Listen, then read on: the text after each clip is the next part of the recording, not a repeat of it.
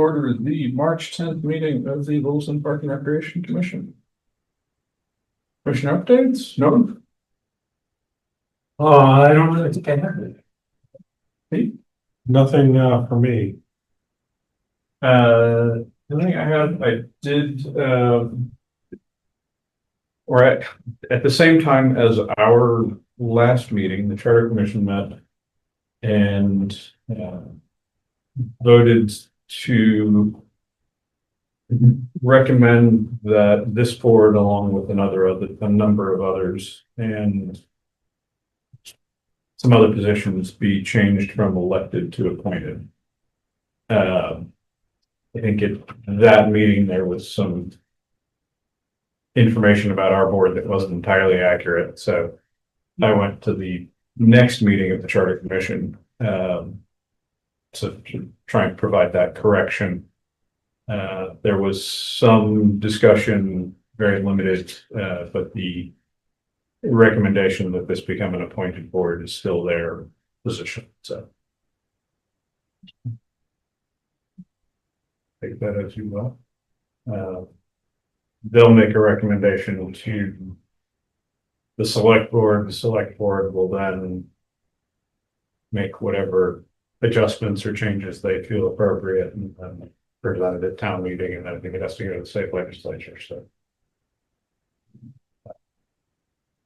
It's got a ways to go. it certainly has a ways to go.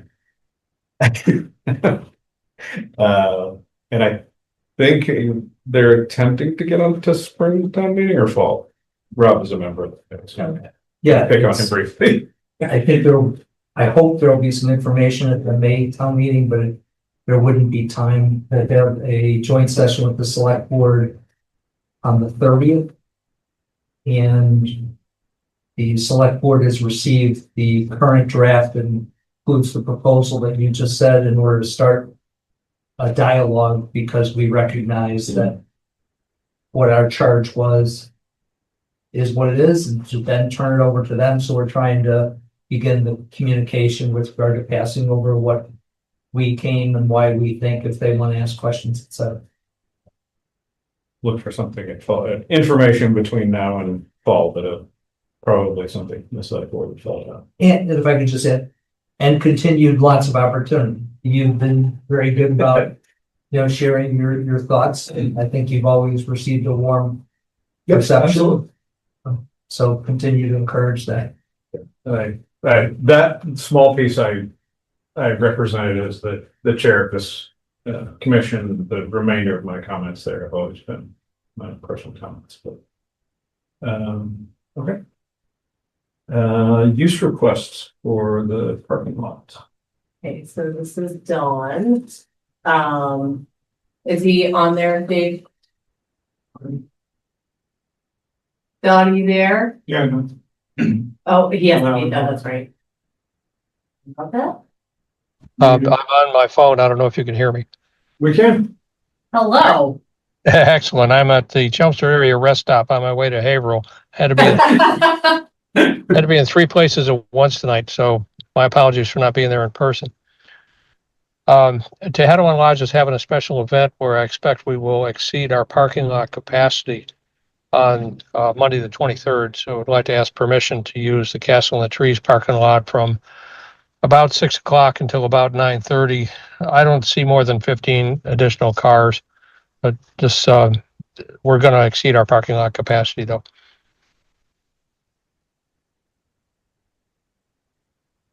Any Are you- questions, comments? Sounds straightforward. Pretty fun. Yep. I would make a motion to allow the Masons to use the 300 King Street parking lot on Monday, March 23rd from 6 to 9:30 p.m. Second. Okay, a motion and a second. All those in favor? Aye. Yes. Aye. All opposed? Motion carries. Thank you all. Now I gotta get back. One thing, Don, who notifies the police, just to let them know? I believe you have in the past. Your Yeah, board. we have. Let me just set myself a reminder. Drive safe up to Haverhill. Great. Well, thanks all. Thank Good you. night. Good night.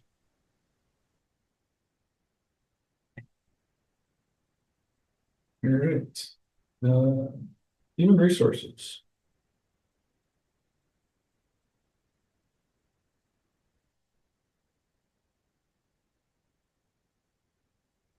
Michelle, are you there? Same thing, sorry.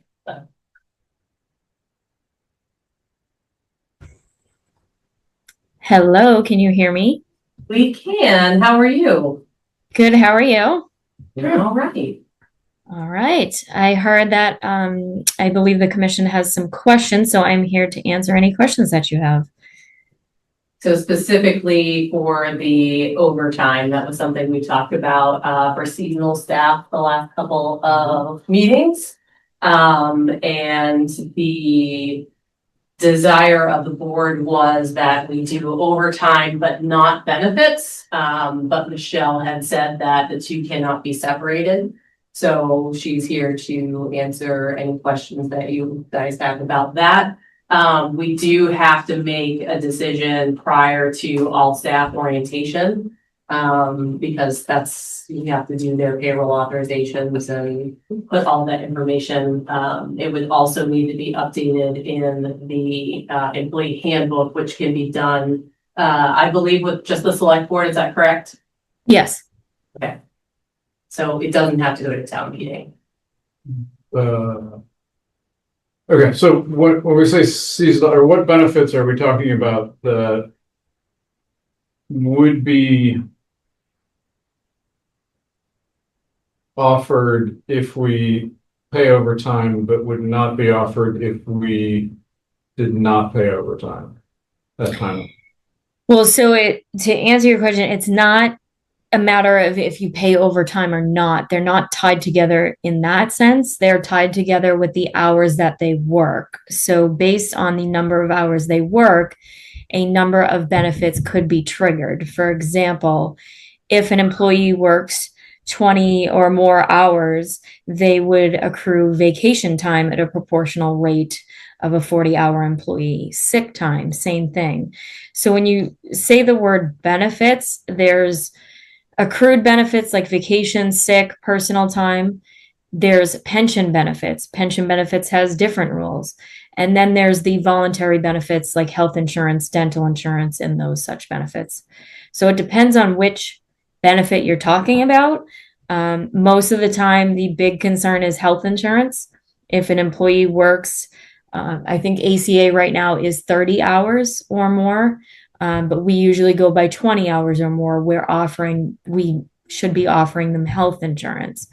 And that's combined. So if they have a position in Park and Rec and they have a position at the school, it's combined, but they have to be working 20 or more hours. Certain other benefits, they have to be regularly scheduled and a permanent part-time position.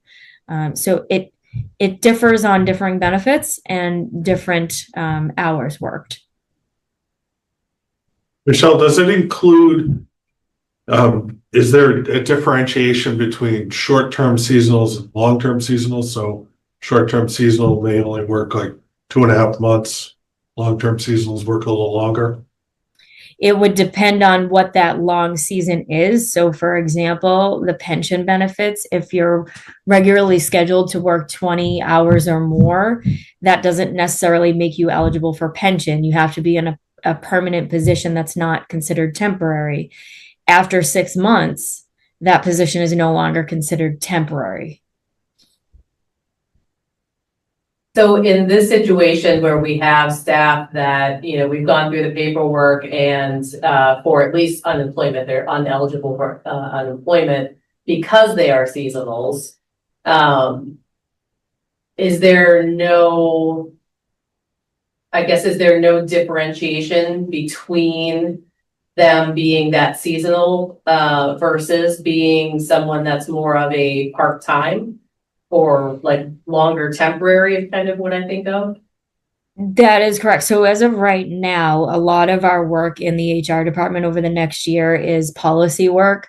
One of the pieces of or portions of that work is to put definitions back into the employee handbook because they were never there. They belong in the personnel bylaw. We tweaked the personnel bylaw at last year's town meeting. So now we have to feed definitions into the handbook. And what I mean by that is there's certain definitions that you're talking about, Alicia, that basically, you know, there's a definition for a benefits eligible employee, what we want that to state. And that would be town-wide. That wouldn't just be specific to the Park and Rec department. There's what are we going to designate as a temporary/seasonal employee? So again, we can use the timeline that they're working to define those positions. So maybe a seasonal temporary position doesn't exceed 6 months or whatever we determine to, keep that underneath the requirement that we would have to allot them benefits. So I'm just trying to understand why so to be clear, the staff do get paid for overtime hours. They just don't get paid the 1.5. So I guess why can we not do just that 1.5 for the overtime and not have the benefits? Like, why is that connected? Maybe I'm mistaken, but what I'm hearing is that whatever we decide on the overtime, the seasonal benefits are strictly based on the hours. Is that correct? Yes, that's correct. So if they're working, usually I say a safe recommendation is 20 plus hours. If they're working 20 plus hours, that should be tracked. And it makes sense to kind of manage that and keep them under that if we can. But again, it's combined. So if you have a position in Park and Rec and then they're also working for the school, you would need to track what those hours are combined, because if they're working 10 in Park and Rec and 10 in the school regularly, that equals the 20. Is that at the same time or just throughout the whole year in general? Throughout their employment. So if they're regularly scheduled July to say September, I'm just making this up, but say June to August, we'll do the actual summer season. June to August, they're working for Park and Rec. And also maybe they're doing a summer position for the school, and that combined, it's through their employment. And again, it has to be regularly scheduled for certain benefits. So if you're sporadically hitting 20 hours, that doesn't necessarily make you eligible. But I think we need a much clearer explanation of, because this seems to be a change from the way things have operated. What benefits are available and required at each hour break and some more definition, because we do have certainly lots of employees that are working mid-30s. Yeah, definitely mid-30s up to 40 for sure. And certainly those have not been, healthcare eligible positions in the past. They've received OPEB, which is like pension, but Yeah. Well, OPEB is different from pension. So there's a liability for the town. I won't bore you all with details of the difference, but the actual pension right now, the seasonal employees pay into what they call the OBRA account, the mandatory OBRA account, which is 7.5% of their income. If they're regularly working and regularly scheduled for 20 hours plus for 6 months or more, that's where they're eligible to pay into the Middlesex County retirement pension. okay, so I just want to separate two groups of people. So we have a very small group of people that work for the school year round, and then for us in the summer. Mhm. So I would understand that we have to do that for them, but for the folks that are just seasonal, so they're only working for us from that all staff meeting in May through to the end of August. That's it. And then they don't work for the town anytime after that.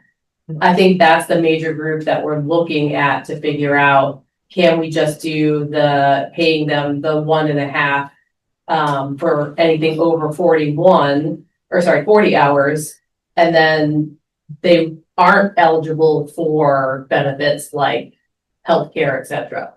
That's where the policy work would come into play. So we would need to be specific in definitions about what a seasonal/temporary employee is. And we could clearly define in there that they weren't eligible. I mean, I feel like we need that clarified before May. Yeah. That's not I mean, if this is something that is a change because we pulled something out of the bylaws and we lost definitions, that's not, I mean, if we're missing that and it's going to cause the need to offer health care to 70 employees that work for 2.5 months in the summer, that's not, it's not what anybody wants. Well, right. I mean, it's not the norm, right? And I mean, every town, we're not, immune to this. Every town runs into this, tracking this. How do we, that's a lot of employees to offer benefits for. The town probably couldn't sustain that. So this is where we need to get back into that work and really clearly define what it means and not being eligible for that. So who does that definition? What needs to be done to approve it? Because so that would be work done out of my office with the Personnel Advisory Committee, and then it would go to a select board meeting for approval of the whatever's in the employee handbook.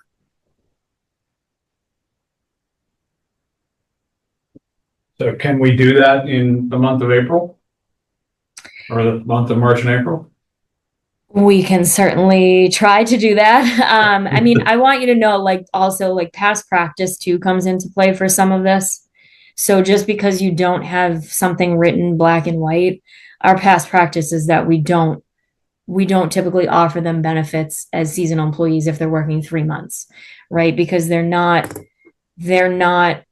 considered a temporary seasonal position.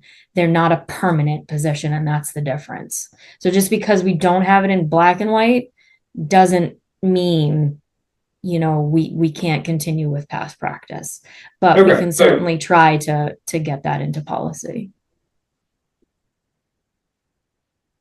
But I think the big hang up for you guys was that you wanted them to be paid that 1.5 per hour for overtime. Right, but I'm not hearing any connection between these. That's what I'm trying to figure out. Right, so Yeah.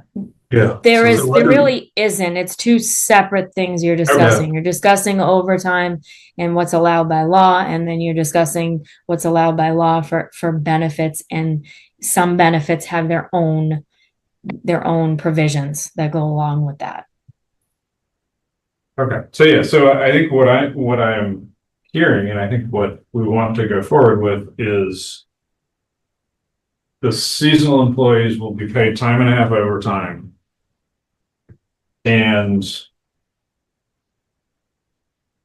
only the benefits, so the OPEB or whatever that is, that have historically been granted to seasonal employees in town. And hopefully we can get that clarified and into policy, but we would otherwise rely on Past practice. and and clear that these are seasonal employees that are here for 2.5 months or 3 months, whatever it is. Right, because again, that big one is the health insurance. That's always the scary topic that comes up. I report every year on, it's called ACA reporting, which is the Affordable Care Act. I report on the employees that we're supposed to offer minimum essential coverage to. None of those typically include a seasonal temporary employee for Park and Rec. Michelle, and maybe the state's a little different, but we have 89-day employees that will sign contracts. They don't get benefits, and then long-term seasonals that do get benefits and get everything prorated based on how long they're working. Is that a possibility, like a contract employee? I mean, It is. We have school employees that work like that, so they will get a contract, and depending on how long that contract is for, we've had people, let's say, you know, a sub come in, but they're going to be a long-term sub. There's rules to that. There's certain positions that maybe they, again, carry on for longer than 6 months, but it's less than a year. They're still regularly working over those 20 hours, so we have to offer them benefits. Yeah. And they may only sign up for a month, and you know they've signed on for this contract for a month because they're covering, but we have to offer them benefits, and that's just how it goes. yeah, So I guess, what are your next steps then? So I can look at the policies within the coming weeks and see if we can get stuff in place to the select board to look over with the PAC and the select board to look over that definition section and really work with you all to see if it fits your needs as well. Because again, it's not specific to Park and Rec, but I need all the department's inputs on types of positions that they do have to make sure we're accounting for everything. And then we take it to a meeting, get the approval, and it becomes a policy. Are there other departments that have part-time positions seasonally, sorry, I shouldn't say part-time, seasonal positions like us? Yes. Okay, all right. the DPW. Yeah. highway- DPW, Those kids who cemetery. mow lawns. Yeah, get that out of there. Yeah. Okay, all right, I was just curious. And they pay, so it's with the highway department, right? So they have seasonal employees that mow lawns, whatever, take their. They pay those guys time and a half? Off the top of your head, do you know? That I actually do not know. Because I don't always see the payroll side of it. Yep. I would, I would assume so. yeah, I would assume so. I I can was- find out for you. I was honestly somewhat surprised we didn't, so that, you know, it's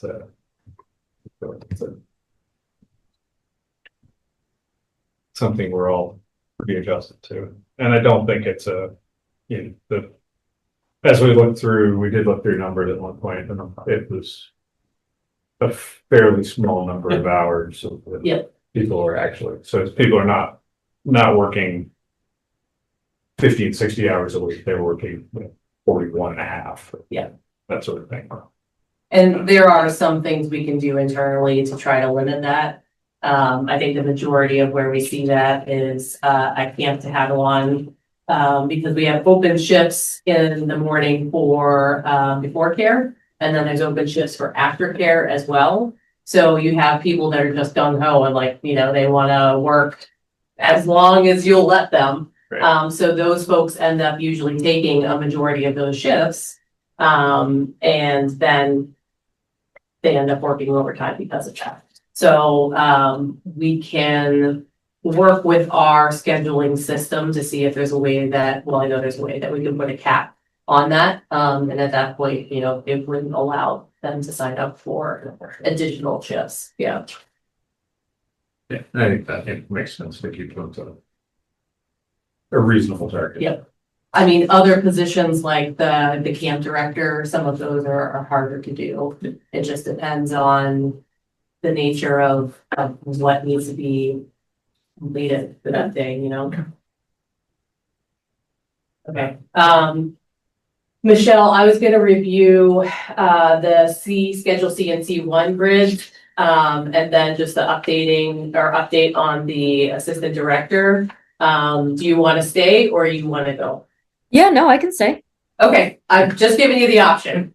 Thank you. No worries. Okay, so Schedule C1, Schedule C and Schedule C1 do need to increase.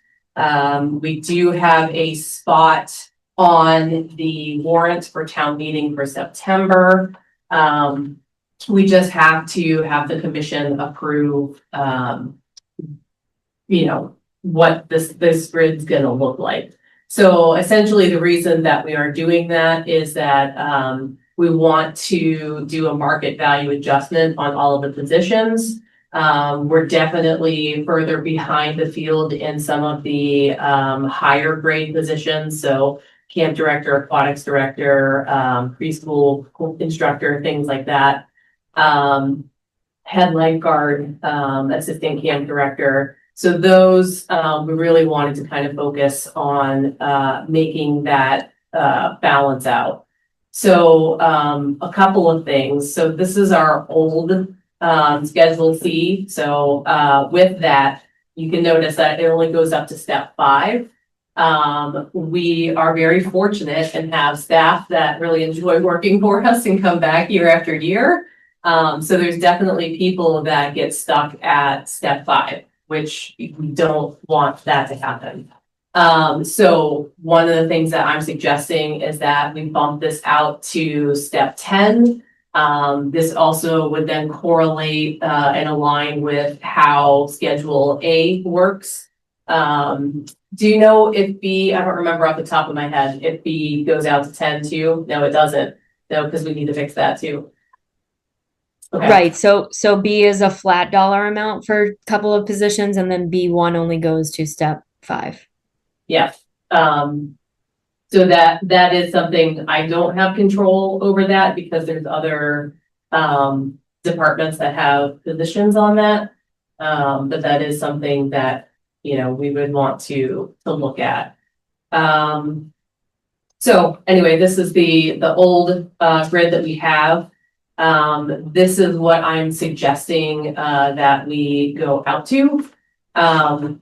We're still starting with the $15 an hour minimum wage as required by the state, Commonwealth, and the rest of the grid is based off of that. So we incorporated, so I had Steve Venuti review this, and he had a couple of updates on some of these percentages. So I did just recently implement these ones. But essentially you have a 1.75 increase across the steps until you get down to grade 6, which is some of those bigger roles, and then that bumps up to 2% across the board. And then incorporating the space between the grades, you can see that's going down. So the first two, grade 2 and 3 will go up 3%. Grade 4 and 5 is 4%. Grade 6 jumps up to 7. And then towards the end, 10, 11, and 12 are 8%. And that's getting us closer to, especially with like an aquatics director, we are definitely seeing anywhere between $28 to $35 an hour. So that's something, you know, we would have a position that starts at 28.41, and then can go up to step 10, which would be 33.96.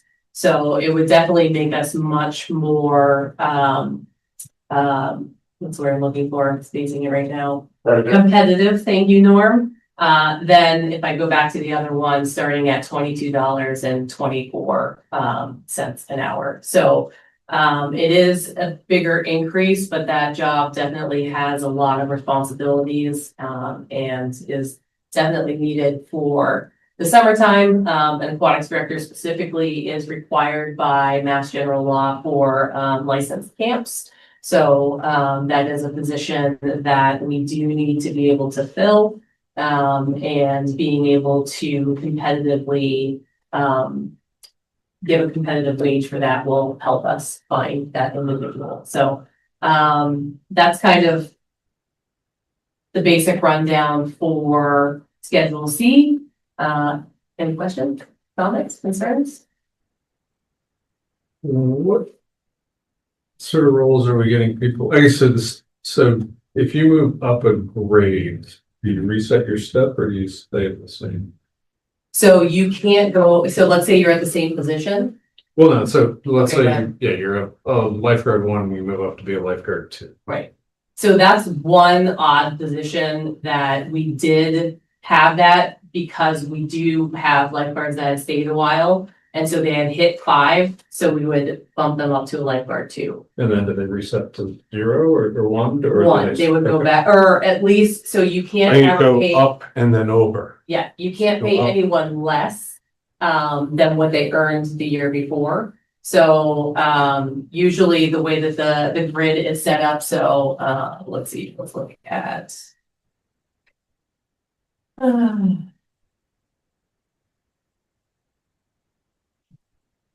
So the step or the grade 1. For the Girl Scouts? Oh, this is Parks and Recreation. Okay. Is there another community member they need to know? I know they were looking for a space, but I don't know if they had found one. Fire station, maybe? Yeah, the meeting invite says police station. Okay, Okay, well, I'm so sorry to interrupt your meeting. no worries, yeah. Okay. And thanks for all your work in the Parks Department. Aw, thanks. So just an example is like grade 1, you start at that $15 an hour. Let's say, you go up to 3 years later, you're step 3. And we're gonna hire you on as now a senior counselor. So that goes up to you would be a grade 3 step 1. So that's higher than that 1553 at step 3. So yeah, the goal is always to be able to increase their pay the following year. Yeah, I guess that that was leading into. I'm wondering where people are staying for more than 5 years and. Yeah. I don't think we want necessarily, a 10-year rec attendant. I mean, if people really love it, If people. I'm not gonna stop anyone. If you had a high school freshman, Yeah. started as a counselor, Yep.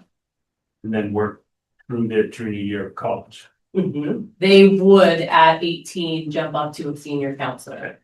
And a lot of times if we do have counselors, senior counselors that have stayed around for a while, they eventually will work their way up to a camp lead, which means they run one of the groups of kids. So there is a natural progression to it.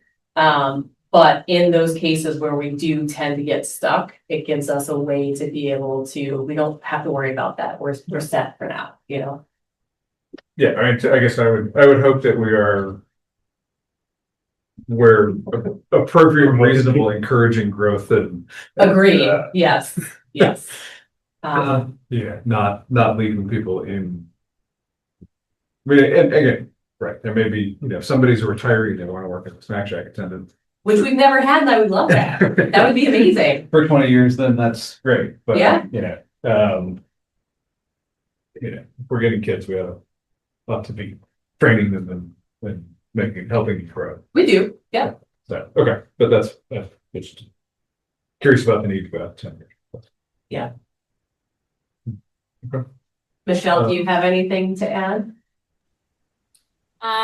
Just the fact of the process so this would go to the Personnel Advisory Committee, which is the PAC meeting. We may have one next week, or we definitely have one 3/25, but we may book one for 3/18. So this would go there, and then they would make a recommendation to the select board. It would go to the select board, and then ultimately town meeting does have a say over this one. So it would be in the warrant article, but that is all. And in terms of budgeting, this is reasonable and achievable. We have them include a 2 to 3% increase every year just to be able to factor in a change. And then I think I heard the other night that the class and comp study update is being pushed until Neat. later, is that? fiscal year 20. Yes. Yeah, Okay. so there's a lot of work to do on the class and comp implementation, and so we are looking at an FY 28 implementation. And this is separate from that and we won't cause any havoc by doing this update. That's correct. The only thing I do want to point out, and Alicia, feel free to jump in, the couple of the positions Alicia mentioned earlier that are on Schedule B1 that are in the Park and Rec department, the internal team for the class and comp implementation is also looking at those positions and whether we can fit them on our compensation plan Schedule A. And that's a totally different topic than this one here. But Michelle's referring to, we took some positions off of Schedule C because they worked the school year rather than just those, 2.5 Right. months, right? So technically, they're not seasonal, truthfully, so they really don't belong there. So we did move them to Schedule B, and those would be for the preschool program and for the club, which is the after school program. Other things like we do have some staff that'll hop in during the ski season, but that's only for 6 weeks, so that is seasonal. But for those two programs specifically, we did need those folks to be on B1. So yeah, we do need to Then there's an effort to move those to A. Is that what I? So they could. The issue is this, they're really, when the class and comp consultant, who's the Collins Center, evaluated it, and currently also how they sit, they're not enough to be on Schedule A. And when I say that, their base salary is not high enough to be on Schedule A. So that's why they were put in a group outside of Schedule A currently. But the internal team is going to look at it and see if they still remain on a separate schedule or if we could put them on A somehow. because you'd either have to create like insert more rows essentially and push everybody down. Yeah. And I think one of the things that Collins Center is trying to do is to sort of solidify what those grades are, right? Yes. Right, work on that. I do have Schedule C1 on there too. It's exactly the same, but this is for community education programs. So if we have a community education instructor, the first two grades are for teacher's aides or an assistant for a class. And then the 3 through 6 are for instructors. That's based on experience.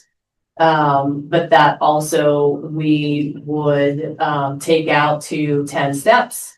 And then this is based off of that percentage of it's 1.75 across the steps, and then increases by 3% on the way down. But otherwise, it's the same reasons that we discussed before.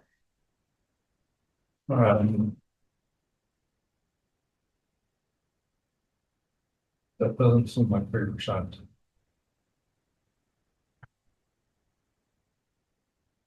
I need to go back and check my calculator. I mean, from 20 to 25. Oh, yeah. I wonder why that didn't take. Okay, let me go back and fix that one. That you are completely right about that. There must be something wrong with my formula. Yeah.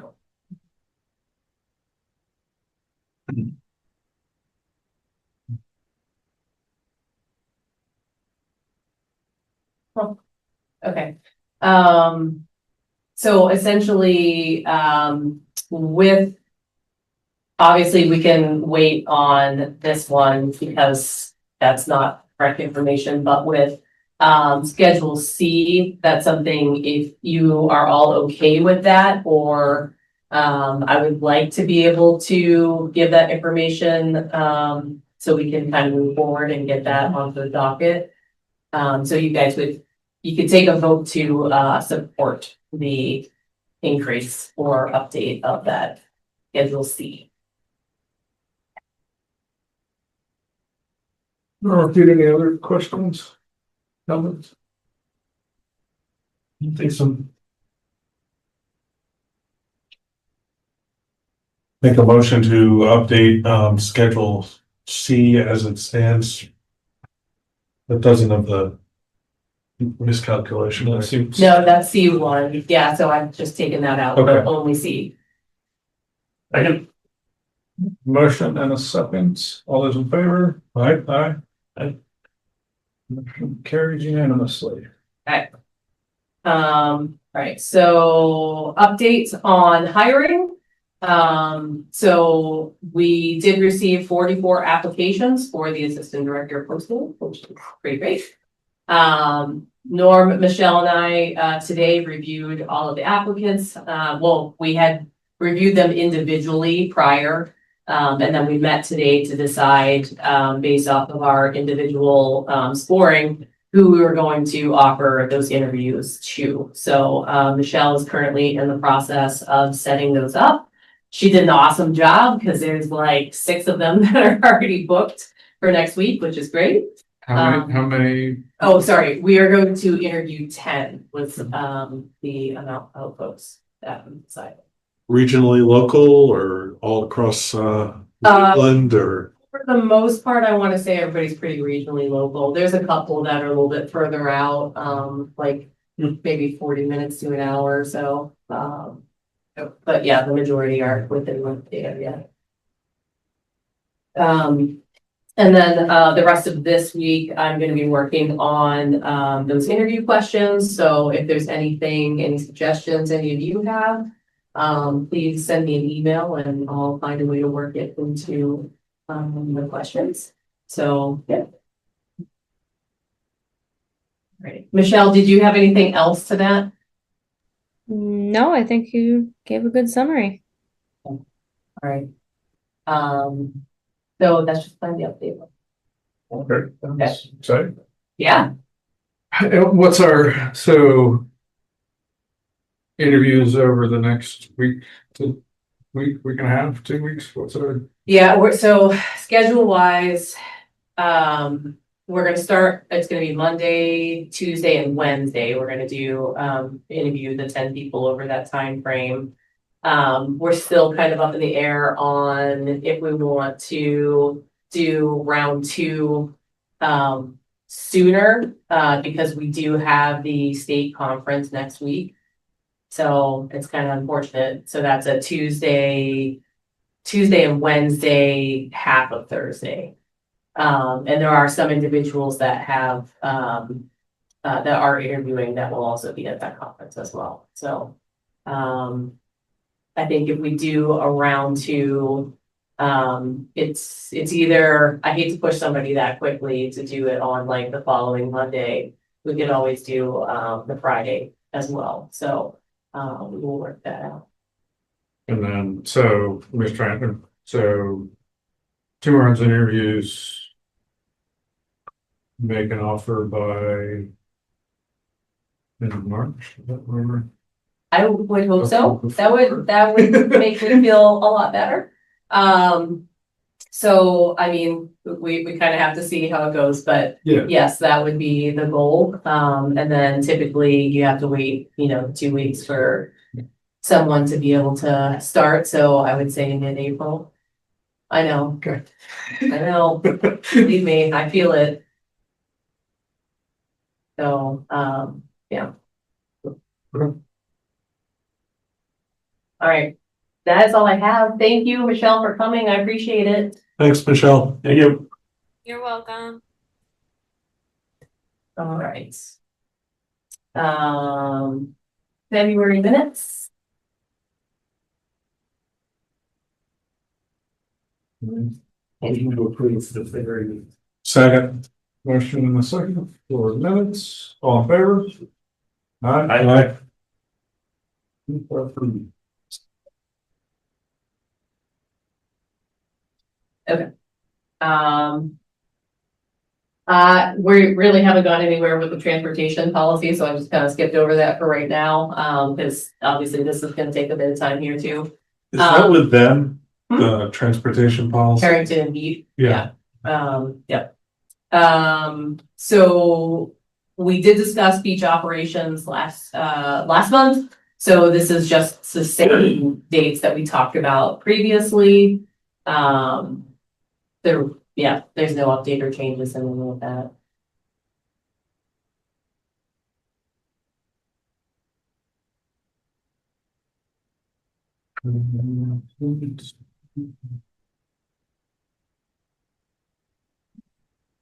Was it 6 last year? It's 5:30. So they start closing up at 5:30, but they actually are fully off the stands at 6. When does school get out? That's always a chat. What? No more snow days. That's right. Yeah. So yes, it depends on snow days. We are at our precipice, so if we do have another snow day, it will start to affect the first week of camp. I was just gonna say. So, I'm hoping that, knock on big wood that we're done. But technically, we have in the past, so usually a lot of the lifeguards, and the aquatics director, things like that, down at the beach, typically tend to be a college age. So we will start to open just on weekends from May 23rd through usually the last weekend before school lets out. And then once school lets out, then we'll be on full Sunday through Monday through Sunday, we'll say. So I would say college kids start coming back around like mid-May. But again, it kind of depends on when their finals are. Some are get out early, some get out later. And then high school, I think graduations, it's usually always that first weekend of June. So At the moment, the official last day of school is the. And yeah. keep it there. And then, so we typically would close the 23rd because we end up losing a lot of our staff that goes back to college, or we do have some of the high school kids that still stick around, but there's just not a whole lot, for them to do. The last week of August, we don't hold programs. That's kind of our week to sort of take a break and start, because we're going to start right back into the fall. The club starts as soon as school does. So, that's typically the season where we have the time frame of open to close. Good on that? Yeah, I do wonder, I guess, if sort of similarly to the front end, it would make sense to do snack shack and facilities like Oh, you through want to September. September.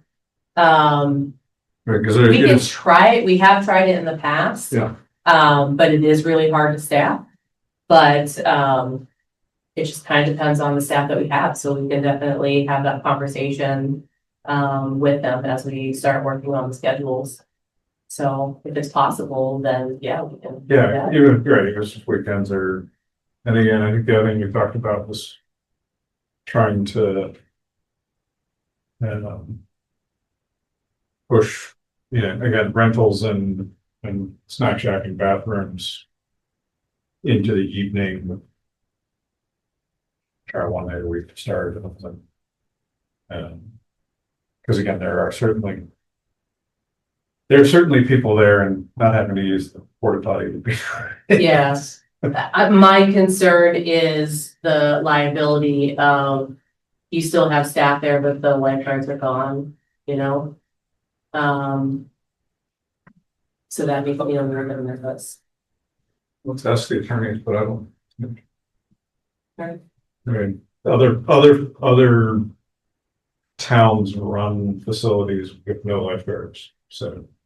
That is a fair point. It's true, yeah, Westford's that way. Right.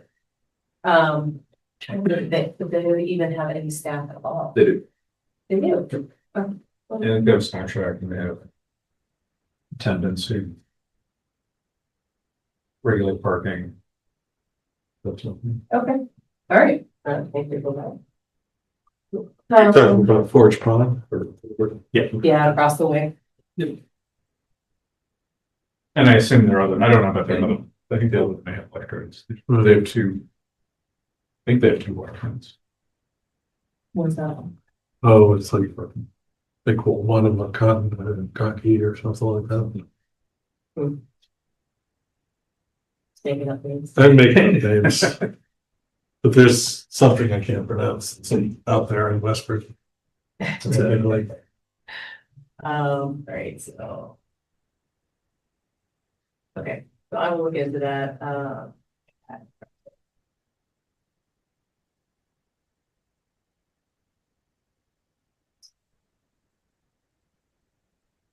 okay. All right, so we can come back to that, we still have time.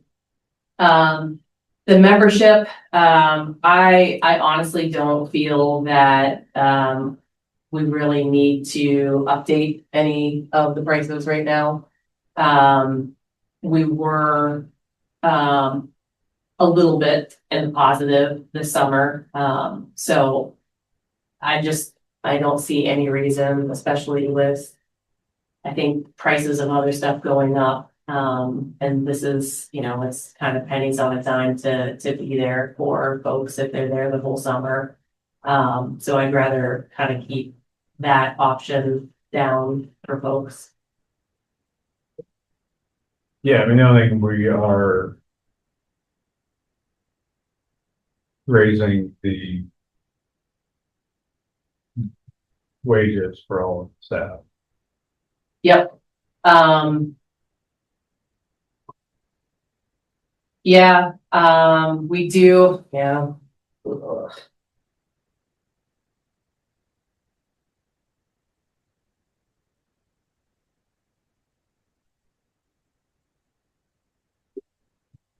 Really, yeah, I need to do that, but I mean, if we haven't done it, it's worth looking at just sort of what, assuming an average year, how much we expect that yeah, to raise costs. And whether or not that's meaningful across. The.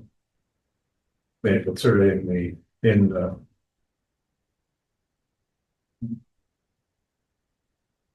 Window of what we had for a surplus, then right, maybe let it ride for a year. yeah, Or, we look at, I think. Random dollar amounts are sort of annoying, so. You don't necessarily want to go to. $92 or, yeah. so let it ride for a year or two and then. So I think what I'll look at a do $5 increase. is, with our budgets, we have like all the positions listed out and what grades they are. I can implement the new rates and take a look at that and see what the total wages would be in comparison. And then I can email that to you. And if that's something that we have to do like a special meeting just to kind of get that in, because I would like to get those. I mean, well, that's not true either. We usually open it in May, so we do have time in April. So, sorry, I'm just feeling like the pressure of a lot of different things right now. So I'm kind of like, this is one thing I get off my plate, but no, you're 100% right. So I will do those calculations and we can review it in April and then be set for May 1. Okay. So Time and a half would probably be the minimum. Right? Yeah, I mean, again, we have that history from a couple of years worth, so we can look at that and see how much that added up to. And then I would, if you do want to extend hours out, I would have to include some of that too, because then that would increase the number of hours. I mean, people can work. hopefully. The hope is that people will keep renting things and that will pay for itself. Perhaps. Perhaps. If gas goes to what it's gonna look like. Oh, Nobody will even look. It was sell me. Oh my gosh, no. Sales pick up through the roof. Right. Nobody's gonna be able to afford to drive it. Yeah. Yeah, no beach visits this weekend. Sorry, kids. Yeah. Westford has Edwards Beach on Nassau Pond. That's what, okay, there you go. See, There we go. So I'm correcting myself. All right, so let me run that stuff and I will get back to you on that. Okay, so some of the other things that we had talked about, was some of the signage that's down there and some updates on that. Rob, this is your favorite sign of all time here. So we did a draft of a new sign, which obviously is the one in the middle. Just for funsies, we threw it into AI to say, hey, what's gonna be like the most efficient way to display this information? Kind of fun, but it did an alright job. So the information is still the same as far as, not transferable, must be affixed to a windshield. The day pass or membership is also required for beach use. And then violators will be ticketed and towed. I did add the police take note thing, because that was not on there. So that's one of those components that if, we really truly were going to ticket people, police must take note of that.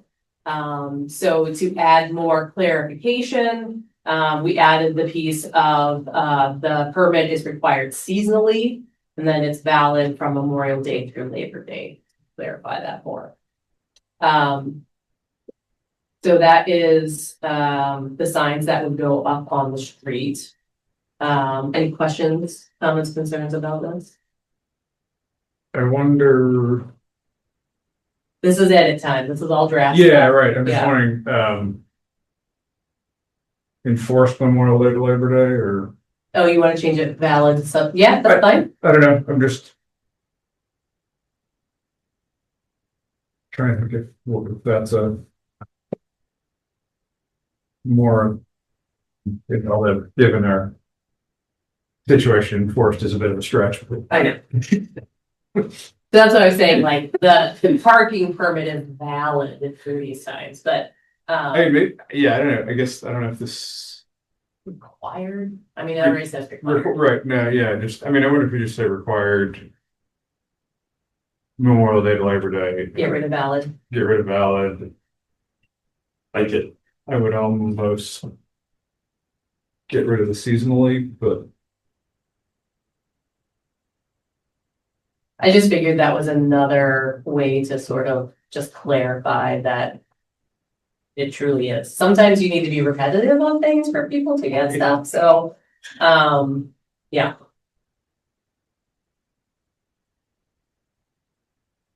and I don't know if there's a reason that AI changes it to police take notice, if there's some.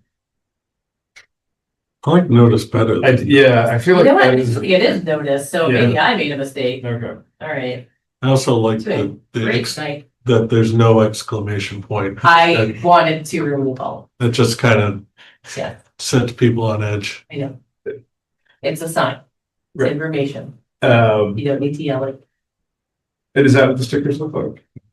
So that's the next one, I hear them all the time, okay, it is, okay, there you go. The old one, obviously, is the orange, the draft of the new design, is the aqua color. One of the things that I changed on this was, the expiration date on the old one said December 31st. which again makes more confusion for the time frame of which you're supposed to use it. So again, whatever that term you want to use, active, valid, whatever, Memorial Day through Labor Day, so I would take the expiration out and put that in instead. We haven't used the beach tags in a long time. Yeah. So those were those little tiny ones we did for like one summer. So I changed that to the membership card. Because it's associated, the sticker is associated with the membership, not anything else. So, those would be, updates that I would make, to the sticker. That's, comments?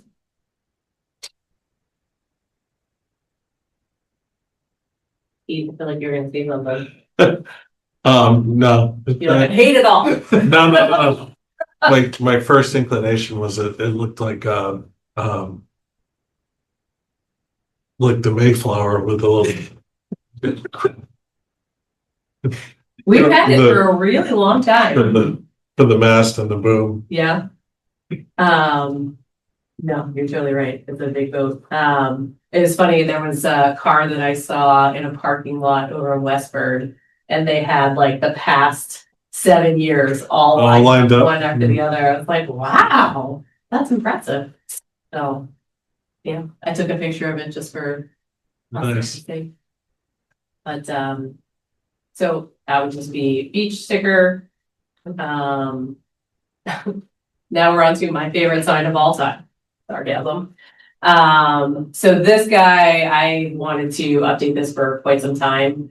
It's just really, it's hard to read. There's a lot of information. I printed these out just in case. Is this the existing one or? This is the existing one. Okay. It's on the bathhouse and on the back of lifeguard chairs. Yep.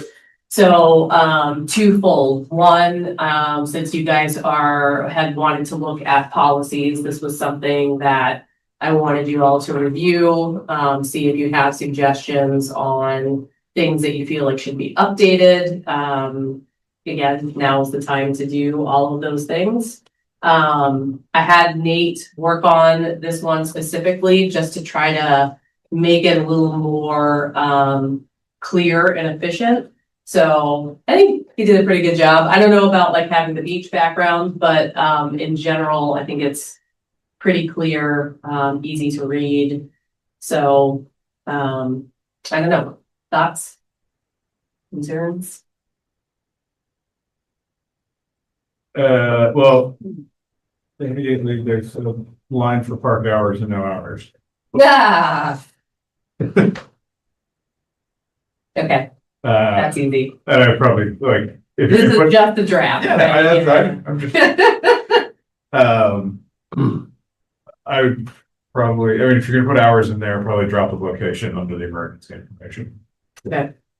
That just think, I mean, again, I really should stop and not do any, graphic design work. Not my- Is that your forte? But it's I'm gonna not say- necessarily the graphic of it. Yeah, It's that's like, right, exactly. it's yeah. more of the what is prohibited, swimming notices, parking notices. And just, I mean, if you do want to talk about the graphic design component, like Yep. that Yes. versus, Oh, no, that's a little bit more easy on the eyes. So, yeah, so, hours.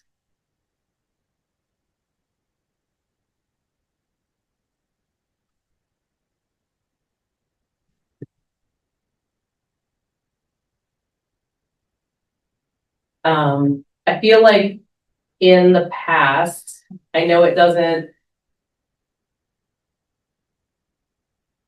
I think we had put, no smoking or vaping, tobacco or marijuana. I don't know that that needs to be clarified if we're just saying no smoking or vaping, period.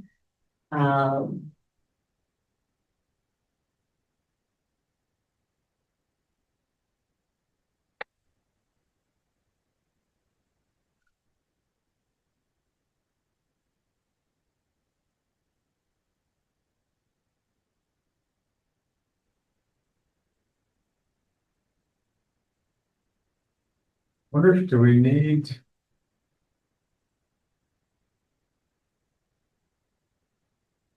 So the lifeguards are not always on duty during posted hours. They are on posted hours. But as soon as they leave the tower, there's a big sign that flips over and says lifeguards off duty, so Right. at your own risk.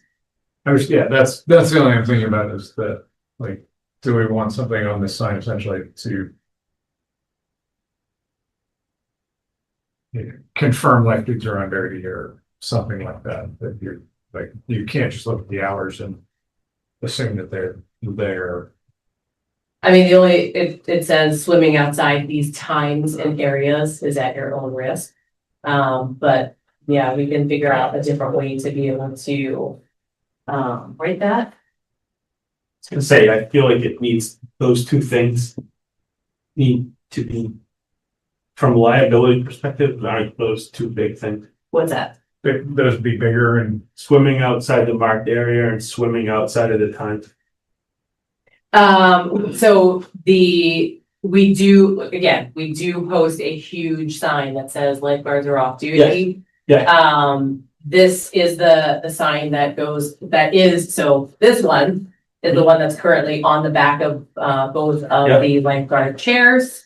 So yes, we could make it more prominent for that swimming outside that marked swim area. Or before or after lifeguard hours. That's right. If I look at this and I say the things that are gonna get me in trouble are the things on the left-hand side. Yeah, okay. So we'll make that more, stick out more. Feels like it should, but. And do we post anywhere that there's no flotation devices? Is that, did I miss that or? Is that that's in the policy? lifeguard rules, yes. It's lifeguard rules, no, but maybe we should add that on there. Sorry, the sign's getting big. This is the hard part with signs, is try to make it, I mean, the lifeguard rules, that's another like 15 items. That's, I mean, yeah, I don't think. that's why the lifeguards are there to say, hey, yes, no running, hey, yes. no floaties. Hey, here, get off yourself. So it feels like that's one of the things that those kids always have to repeat 100 times, but they'll They probably still do. have to repeat it even if it's on a sign. Absolutely, yep.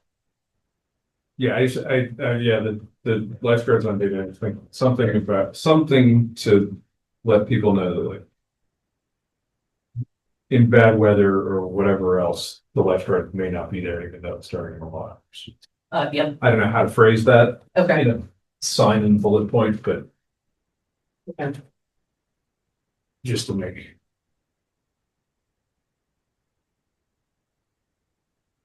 clear that we're not putting people out there in a thunderstorm while.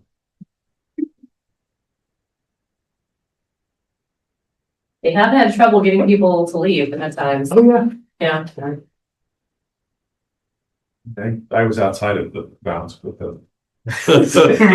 You're one of those people, huh? Yeah, I'm a boater. I'm not a boater. I'm not a swimmer. Yeah. I've certainly been in one. Big long.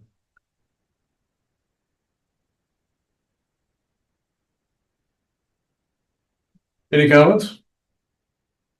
A couple. The hours of the parking both in the lot and also along Lake Shore and Lake.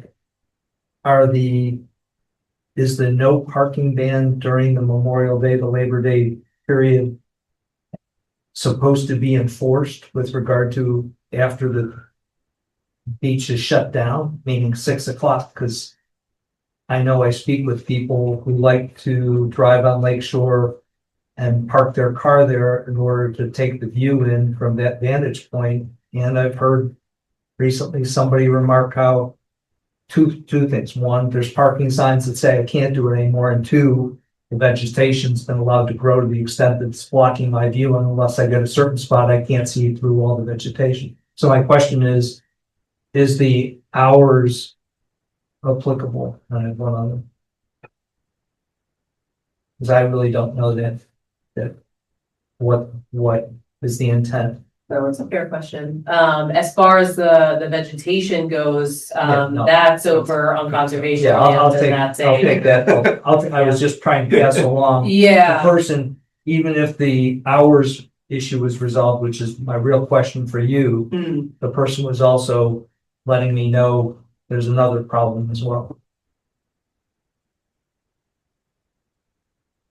It is. I mean, that's a tough one because I know there are like a few seniors that really do love to go down there and just park and watch.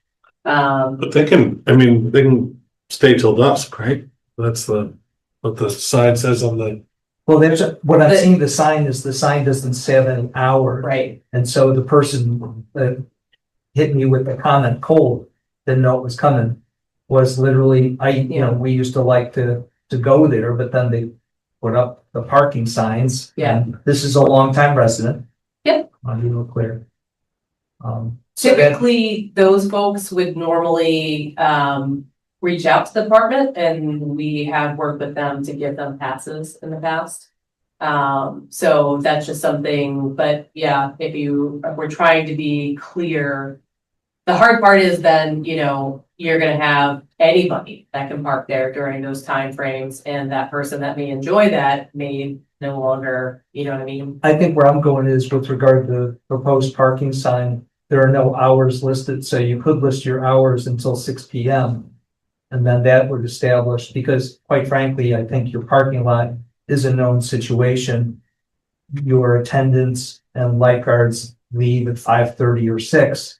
And people then know that they're not gonna be stopped at the entrance to the parking lot, so they just go in and park. And I'm looking for that same sort of scenario, except that on Lakeshore Drive and on Lake, in the absence of an hours with regard to the new proposed sign, it still seems to be very prohibitive. In other words, you're not allowed to park here at any point in time, night or day. I don't know, So- you can tell me where you're at. I don't know that so I hear your point on, the street signs, right, for being on, Lakeshore. As far as the parking lot goes, I mean, that is part of the park and it is supposed to be from dawn till dusk, so we don't really want people parking there after hours. But I'm not trying to be Jimmy or Bill Clinton here, but dusk is not at 6 o'clock. Dusk, You? yeah, dusk, so I'm looking for. Half hour after sunset. Yeah. Could Yeah, be so that's. 9 o'clock. Correct, exactly. And I would also say the last several years, the heat of the day is such that many people look to go there because it's still quite warm and quite pleasant after 6 o'clock.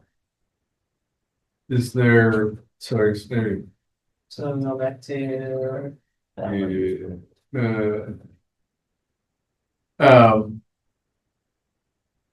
We have gone to dusk out there, right? do not. Oh, Cause there's the additional sign there that's, I think it's just slowed, I think it's 10 miles per hour, but I don't think there's anything on that one up there. Let's see. So I can add the dawn to dusk if you wish. Well. well, then that gets into, I mean, these signs go up on the street. Right. People can park there overnight, right? On the street. Yeah, I don't think I don't think, so that's that's what I'm saying, there's a difference between street and the And parking lot. Parking lot. Right. Yeah. So the street, I think Rob has a fair point that, yes, that would be helpful for folks. Cause I think some of the folks that live in the area too would have visitors and they do park in those spaces after, Yeah. the park hours. So that is a very fair point. But again, that's separate. I think we would have to figure out what the parking lot looks like, right? What that says. I mean, And then yeah, just so maybe there- need there some is- signage. there is what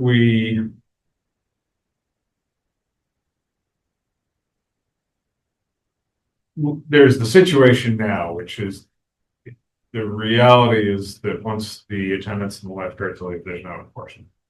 Right. And anybody who wants to park their cars there. Free for all. Free. Except some people who are diligent about actually paying attention to signs. But by and large, it's a free for all, and I don't think we would have any success even if we tried to have it. But so do we take that as it were and make it explicit, or leave it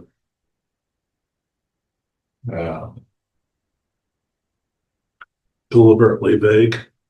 deliberately vague, or yeah.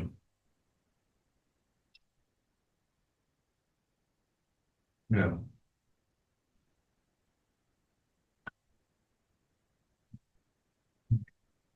It's I think certainly assuming that it's not I would say either leave a space on the sign for hours where we can apply a durable sticker. Or I mean, I don't know what it takes to make, if Yeah, you're making, the stickers just end up like wearing off pretty quickly. what's the season? That's Yeah, But yeah, I don't know what the difference is between making two sets of 6 or 10 signs versus They're pretty 16 or 20 crazy. signs. Well, that's right. I just don't know if there's a difference. If you change the language on one of them, does it double the cost, or does it add $1? If one says dusk to dawn, and the other says 10 to 6, does that? I mean, it's gonna double because you're gonna have like whatever the cost is for one set, and then you're getting a whole different set, Right. right? Cause it's not like you're just getting a repetition and it's like, oh, hey, you bought 16 instead of 8, and so now you get a discount. It's not like that, Depends on how it makes. perhaps, yeah. So is your concern if it just said dusk to dawn? I prefer the 10 to 6 because I think there's a distinction, like I indicated, in terms of the summer, and you said the same thing. Dusk at the summer hours is 9 o'clock, and so if the services are ending at 6 o'clock and the lifeguards, et cetera, are part of those, a big part of those, and the attendants are a big part of that, then it seems like the residents can park in those spots after 6 o'clock without risk of being towed, et cetera. Oh, okay. All right. I get it now. I was wondering. Yes, but I mean, the other part that. we don't necessarily encourage that. Yes, so. From memory, I remember that's what people used to do, but. Long time ago. Right. So, The I other mean, part you could also argue that it would be a value to the people who get memberships that they could still expect to get a parking space in the evening. Yeah, so that's the other part that I wanted to say, and I'm not saying that my knowledge is all knowledge, and even if it was, doesn't matter, you're the group. But I brought to your attention, I think in early August last year, that my review of July, many dates, one with the select board member, most of the parking on Lakeshore Drive and Lake is done by your staff, who have staff stickers. And I think that, Alyssa, you said that's not supposed to be, you were gonna Not tell supposed to them. be, we will enforce that during training coming up. Yeah, and so after that, so the statement, I monitored it for a couple weeks thereafter, and it was not changed whatsoever. Having said that, every year is different, your ability to communicate what you expect, et cetera. But my point in saying this is, my observations was, you virtually had 0 resident parking along Lakeshore Drive and Lake. And so the pricey signs that I'd argue are somewhat challenging of and by themselves, I'm not certain that a perceived problem exists. Perhaps you monitor it for a month, or perhaps you just do whatever you want to do. But I wanted to, you asked by comments, and I just wanted to share what I've observed.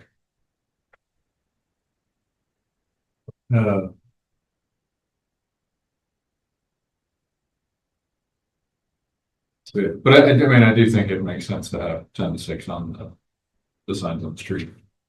And something. Again, it gets complicated, right? It's, you know.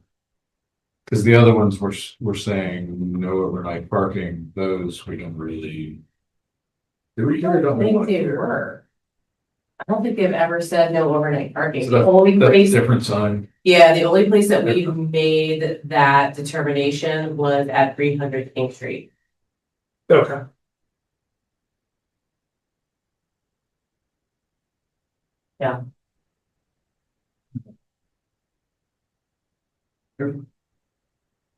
Again, we'd have people in there at all hours. Right. Yes. Or parking right again. That's you. Leaving cars there for days or. Yep. Yeah. How many signs are there in the parking area? The roads. No, Yeah, it's with like the- when you get to when you pull where it opens up. There's 5 or 6 down the road on Yes. those street spots. Right. Yes. And then, in the parking area itself, It's like the handicap spaces essentially, yeah. Could we put one sign there that says something different than the ones up the We could. street? And then you're talking one sign as opposed to. I mean, that probably makes sense. Yeah, because again, the ones that run out the street are really the same as the ones on Lake Shore where after, those really should be a free for all after 6. People's houses. Yeah. Not that I think any of them are not parking there, because they don't know it's free for all, but. And that was like, that was definitely the people that had lived on Town Road was communicated to them that, you know, they can use those spaces. So yes, maybe we look at a different sign sort of right at the end of the road. Right, Get to the when it lot. opens up. Yeah. Yep. I think that. Although take a look and see maybe what makes the most sense, like vision cameras. I mean, and even for that matter, no, it can't be a signboard. I mean, we can. Like a lot of our parks, just because we've never had the money to do it, have never had a like. Welcome to, you know, sign, so Right. maybe that's something that we can, Put a sandwich board out there. It's part of the setup and take down. so they do that, Yeah. yeah, so That there's a. doesn't give you the After. no they're overnight gone. parking or. Yeah. That's the true. They should. And then somebody just take the sign. Right, exactly. Then it's. Goes into the lake. But maybe the daytime rules do go on a sandwich board that they just put up when they're there. And then the other, no overnight parking. Yeah. Okay.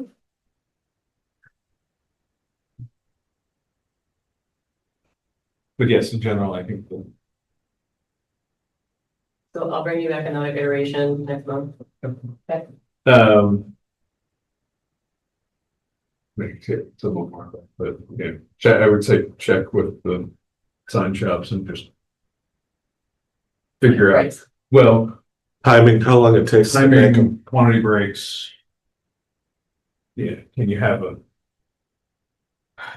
digital or a variable field, like you could. Yeah. You can do that where you have what hour you, some hours in one, or the number of spaces, that sort of things. Potentially could have a variable field and still get breaks. Yeah. Because we're not, most are talking about 15 times. Yeah. I mean, I suppose we'd probably get a few. Couple spares or something. Yeah. Yeah. Okay. Okay, no, that's great. Alright. All right, the director update. So review special events budget, director eval, recreation software and conference. I just did this really simply. So we have two, special events, account lines. One is the general fund that, we get. This is why I printed everything out, Pete. I know. If not, you want me to zoom in a bit? No, I can see it. I Okay. can see it. So for the revolving, the only events that we have out of the revolving is ties and tiaras, because there's an entrance fee. And third Thursdays, because businesses usually pay for a booth. Whereas all of the other ones out of the general fund are special events that are at no cost to the individuals that come to that special event. It doesn't mean that they're not a expensive thing to put on. It just means that there's no cost to the public for it. So, for fiscal year 25, for those, we'll call them 5 events. We brought in $6,500, a little bit over. Wages. So there are no wages on the general fund line because it's a revolving, it has to pay for all of the recreation wages. So even for the staff that we use for Oktoberfest, Trunk or Treat, Holiday Helpers, Touch Truck, all of those ones, we can't pay for that out of the general fund. That's just the way that the revolving is set up. That's the rules. So all of those wages, we try to do a majority of those special events ourselves, but from time to time we do have some seasonal staff that will come in and help us. And then expenses, there's no benefits on that one. I didn't add any of the program coordinators into this, though they do use their time for that. So it's simply wages would only cover seasonal staff that would be helping us out. So then expenses is 2,600. So we would have 3,100 to go into the next year to help us start out. So this year, fiscal year 26. As far as the general fund goes, we had been given 25,000 in the past. This upcoming year, I think we've been dropped down to around like 20,000. And that was because we had 5,900 left over from the previous year. So And that goes back to. it goes back to the general fund. Yeah. So that is not a revolving. So that just, goes back in. So this year we will only have 20,000 to work with. So that one's a really super simple in and out. If you do want more depth, I didn't want to give you one of those slides with like a million things on it. I can break it out if you want to just see what ties and tiaras is versus their Thursday. How was the attendance for the dance? It was good. We had, I was being conservative because of the fire capacity since it's a new building. And that was the first big event that we had. There obviously were no chairs in there like they have in the past for when it was Indian Hill Music School. So we capped it at 130 people, which we got 130 people. And there was plenty of space, so we could have increased that. I just, knowing that it was the first time that we were doing it in this space, I just really wanted to be cognizant of that fire rule, so I did. But definitely in the future, we can have more people in there, yeah.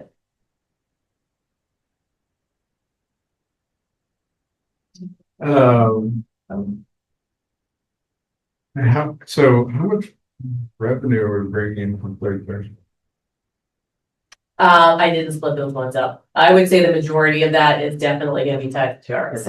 Third Thursdays, I think it's 25 per table. However, if they are a nonprofit organization, we don't charge them anything. And they're not nonprofit organizations, so we really don't make a lot of money from. So they maybe 6 or 8 for-profit organizations, yeah. So a majority of that's definitely taxes yard. I think, it would probably be helpful for us if you could send us the breakout of the Yeah. general fund special events. I'm not as worried about the, Oh, the general fund? yeah, Okay, fund stuff. yeah. It wasn't the plan to maybe knock back a few third Thursdays this year. Yeah, so one of Tim's goals was to reinvent it this year. Right now, obviously, we're looking for his replacement, so with that, we have to kind of internally decide, do we have the time and the hours to be able to accomplish those things? I definitely don't think we're gonna run May. We're just not, right now, the focus is that we have to get the summer staff onboarded, hired, all of those We're things. still gonna be floating in my. Maybe, Let's pay fine. yeah, because of all that, but it looked pretty good, a lot of Yeah. money today, so. The turf's clear. Is it really? Did they, Baseball practice starts next week. No. What's weird is we're still in a drought warning. Yeah, I I saw- entire state. I know, Yeah. because it goes so fast, it just. Third Thursday seems like a Rotary type function. so what I was wondering is, yeah, I mean, maybe, or, maybe, Jeff did that scavenger hunt, so he apparently had some interest in working with local business. Mhm. Very much so, yeah. I wonder if putting him together with Tony, because he's been doing sort of the meet a local business agriculture thing. Tony Souza? Yeah. Oh, really? Okay, I didn't know about that one. Okay. And seeing if there's some way to reinvent that and then, maybe hand it off to Rotary or see if somebody else needs it. Right, because what's Park and Rec about that? It was something, so we had worked with Joe, so originally Joe Knox Yeah. had created the idea. And he had worked with the previous director to get that up and started. And that was again, so one of the things that internally we really try to do is to be able to help local businesses be able to get some footing. So whether it's, with programming, we start to, schedule things. So a lot of sports organizations started out that way and then became, businesses or nonprofits of their own. So that is the ultimate goal, is to be able to bring in support for those local businesses and to, build the economy a bit. So it's gone through different waves of being successful or not. So yeah, I just think we're at that Community place. part. That's right, yeah. What's that? It's the community part of. 100%. Yeah. It's also, it is technically a special event because sometimes we'll do, at the end of August, we've always done the inflatables. And that's another pool again to help the local businesses, but then, folks can just go there and hang out and be there on a beautiful day and listen to music. We had competitions, we did, all kinds of stuff. So, You still have music every night, every Thursday. music. Music, yeah. Mhm. We did some live and then some of it was just like, whatever kind of stuff, but,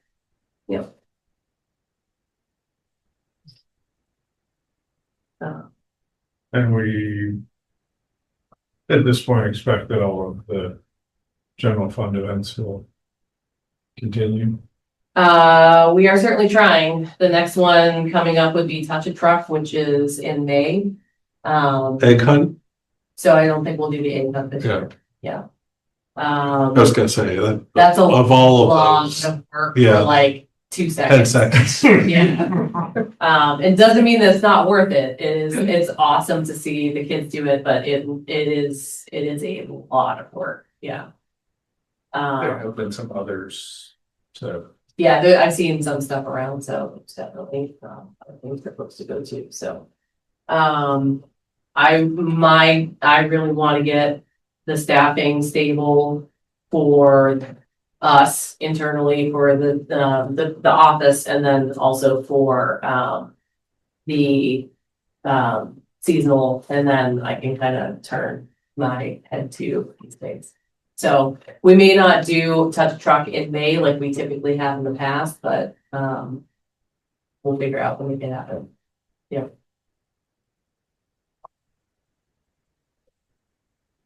That's a good.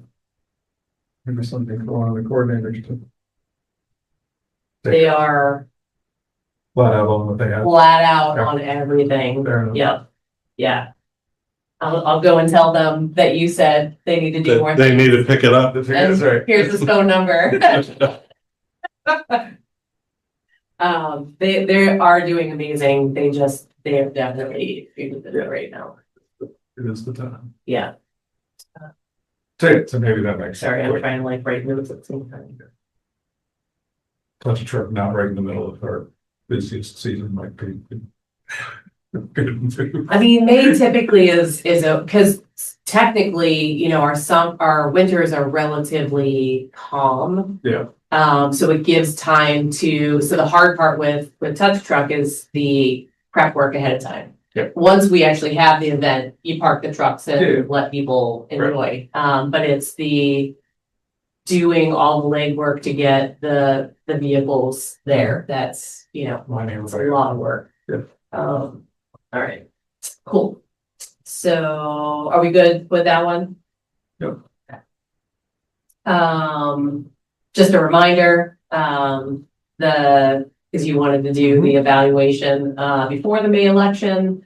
The town administrator has asked me to review last year's evaluation, which he wants to discuss at next week's one-on-one. One thing that I'd like to do, Yeah. that I don't think we had closure at last year's. Like, we all did the ratings. Yeah. Talked to, but we didn't have like closure at the end of it, like to talk about the rating, to talk about the evaluation. Okay, I mean, just, like, just like a debrief of the yeah, experience? like, yeah, just, I mean, Or a little bit of a follow-up after. Maybe. Yeah, I mean, we can do that, and then that can be sort of the start discussion to be able to get us into this year, because he's asking you to review it, right? and you didn't really kind of get our perspectives. I mean, we talked a little Yeah. at that meeting, but Yeah, I feel like that we didn't kind of. I mean, your final rating may have been a little different than what I thought, or what Saul thought, or what Jim thought. yeah, And so you didn't get the. I don't know. I'm just thinking Yeah, a better way to help you. yeah. Do you have the schedule, the town schedule for evaluation timing? No, but they typically, I will say, she usually sends stuff out, I want to say either at the end of April or beginning of May. But the requirement is always that it's done before, I think she always asks for people to shoot for the middle of June. But really the deadline is that June 30th. Okay, is it what I am thinking, and this is, I mean, it's always a little awkward because of the timing of the election and other things, but what as we're trying to develop this into a reasonable, consistent process, is that we provide the evaluation element of it in May, before the election, so that the commissioners who've been here for the year can do that. Yep, But then finish it up later. have the commission or the first meeting, we have all our new members, which probably maybe May, maybe June. Um, It's typically May, because I feel like the election's always like that first weekend of May, yes, and our meeting is always the second Tuesday. right, but not everybody gets to cite it in time. Oh, I understood. That is a fair point, yes. But so what I'm aiming for is that we would then meet, the commission would meet, discuss goals, probably both for ourselves and for you. Yeah, And then provide those into the review process. I would love that. Before it closes. It sounds like there's enough time to do. Yeah. That makes sense. Because I mean, we end up doing the evaluation a month and a half early, but No, I think that's fine. I honestly, I think that is a really good idea. I mean, like you said, the goal is that, you know, this year we only have one person that's rotating out, but on most average years, it's two. Right. And so, you know, yeah, to have that feedback for individuals that have been, you know, working with me for 3 years that's valuable, rather than folks that, you know, have maybe just met me personally or, you know, at events. Yeah. 1 or 2 times. So, I think that makes a lot of sense. And, yeah, coming up with the goals, I think for you guys, and then also for me is also extremely helpful. Yeah. So what action items do you want to do with that? Like, how do you want to move forward? so I guess primarily this will be for action for Norm, Kate, and Kevin to send me any evaluation comments that you have, say, in the next week. So I can send out my eval to all of you guys, Yep. obviously individually. Yep. And then I'll remind Kate and Kevin to do that as well. And then we'll find a time to we can go through that before the next meeting. Yeah. And then probably put a goal setting in the June agenda. Okay. Think about that in our own heads. Well, everything's got on the speeds. You want it on, you said June, or do you want to do it in May? Or April? I would. No, I Oh, keep looking. no, I do want to, I want to wait till after the election. Okay, so. And I would like to have the new member on Have some- board. No, the election's in May. May. Yeah.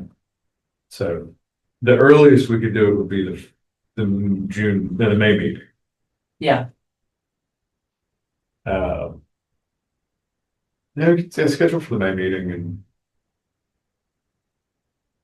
we'll hope that they go to Diane. I'm like, I'm right, I was thinking April's after May, so, sorry. It's okay. Yeah, we'll put it on the calendar for May, May and okay, encourage them to go see Diane quickly. Okay. Yeah. and that's something that, so I typically, if there's a new person, I will send out a packet. I think, you know, I think everybody here, I probably had sent out that email with all the information. So they implemented that quite a few years ago, but, I can always kind of meet with them and get them up to speed too. So, that's a possibility, and then we'd be able to weigh in on that a bit, perhaps. Yeah, I mean, the other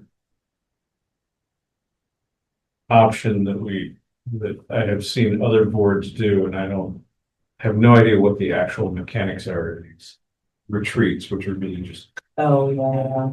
sort of non. Like the select board's retreat was at the community room in the fire station, so.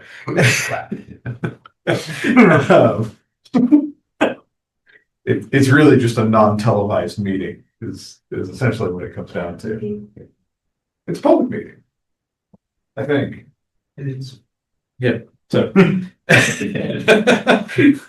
Huh, So it's still a public meeting, it's just not televised.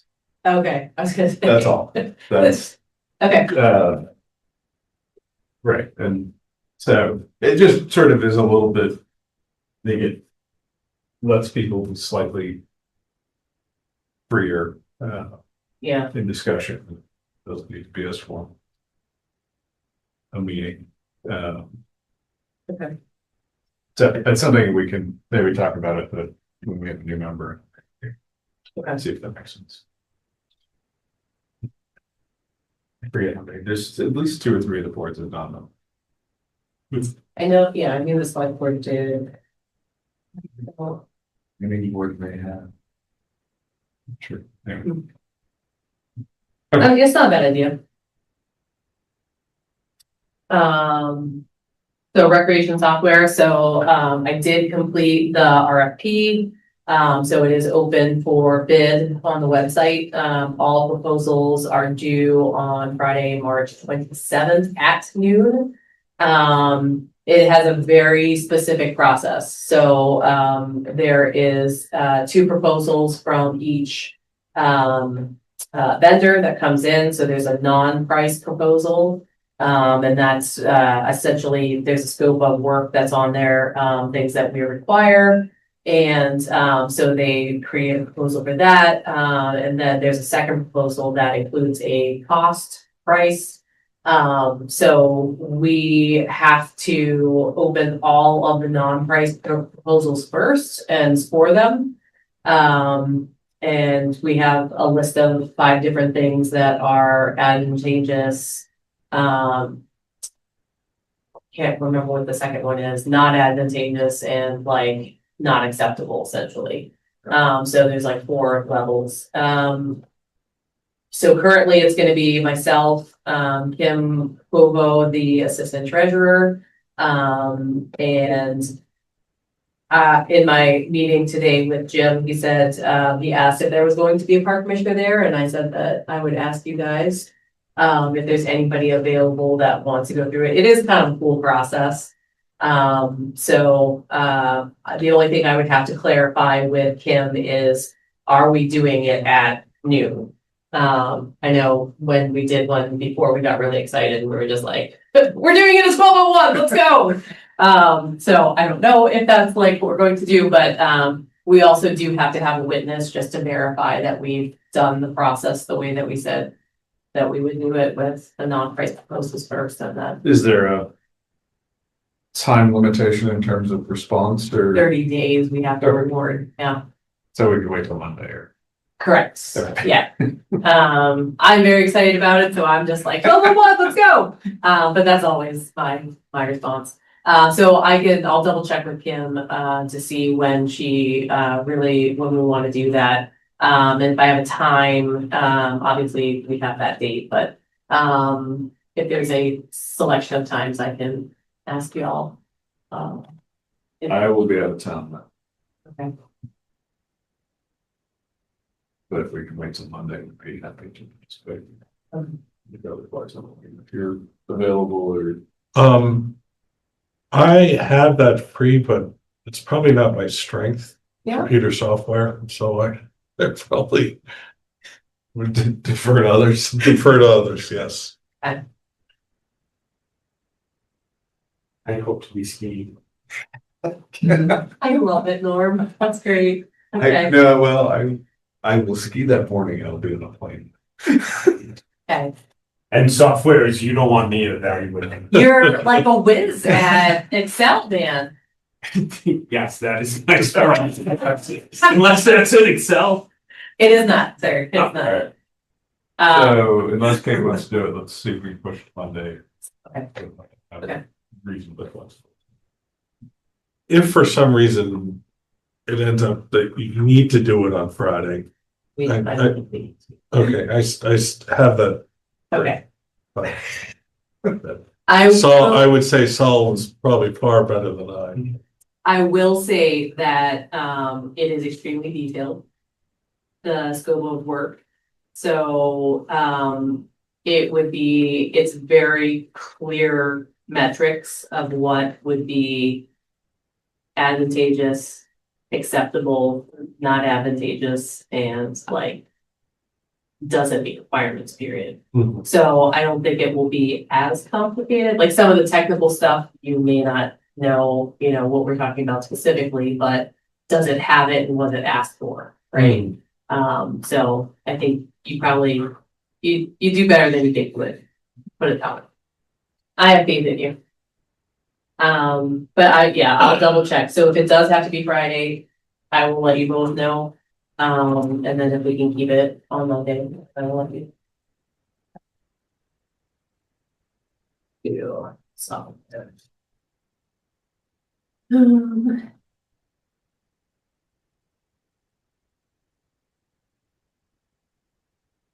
Okay. Just a reminder, we have the Park Commission, oh my gosh. The MRPA conference coming up, March 24th through the 26th. So myself and the program coordinators will be attending. Nate's gonna be holding down the fort, so he's awesome, great, not worried about it at all. So yeah, so it's just gonna be that Tuesday, Wednesday, and the morning till like noon on Thursday. It will be out in Springfield, so we are gonna stay overnight out there. And yeah, exciting. It's an exciting thing every year. It's just, yeah. I feel very fortunate to be able to go, and it's a refresher that you kind of need in the middle of spring sometimes, so it's good. All right, public input, sir. Okay, hey, I think there was a meeting that was canceled rather late. I want you to know that I've been, if you've watched the public input session pertaining to fiscal year 27 budget, I was quite mouthy and spent 40 minutes with the select board and FinCom, giving them numerous thoughts and recommendations, et cetera, some of which I think they are listening to. One of them that I wanted to disclose to you in advance was that I felt like there was surplus money in the revolving fund, and lo and behold, in your presentation, you disclosed for the first time that there was a $740,000 surplus balance, cash balance, excuse me, as of 12/31/25, which was more or less what I was imploring FinCom and Select Board to scrutinize. Also disclosed there was the fiscal year, recognized that many argue that it's unusual, but $220,000 surplus for fiscal year 25. All of that to say that I've since left there, and I'm trying to be very honest. I'd be happy to speak with any of you offline, be happy to meet group. Don't require it from you, just offering myself up because I recognize that I'm putting under a microscope certain aspects, and from that launching pad of you having money, I've stated I'm not comfortable with the surplus as proposed during the budget session, and then I believe you folks received the exact same slides. Your meeting a few days after the budget was presented to the FinCom Select Board and Finance Committee, that you're going to come up with ways to spend it down, et cetera, in the future.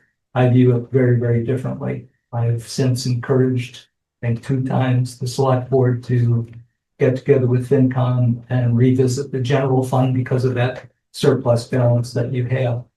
I take note and respect your reasoning with regard to staffing for the general fund events, that you're not going to do the egg hunt and possibly the touch truck because you're flat out right now.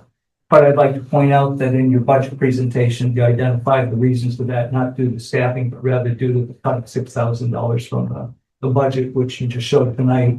You had a profit of that amount. So I'm imploring the select board to get back with you and say, get those events back on the docket.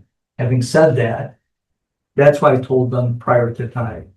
Now that I hear the staffing aspect, I fully understand why they're not doing it. I want to make a point with regard to what I said and be accountable, to you for remarks that I made.